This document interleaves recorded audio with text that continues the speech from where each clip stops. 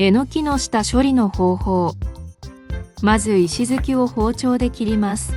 えのきにゴミがついていた場合、水で洗い流さずにキッチンペーパーなどを使い、ゴミを落としていきます。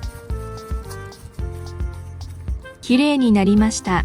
あとは用途に合わせて手で裂いたり包丁で切るなどしてください。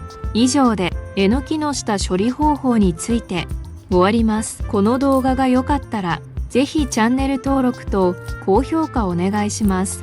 よかったらこちらの動画もご覧ください。ご視聴いただきありがとうございました。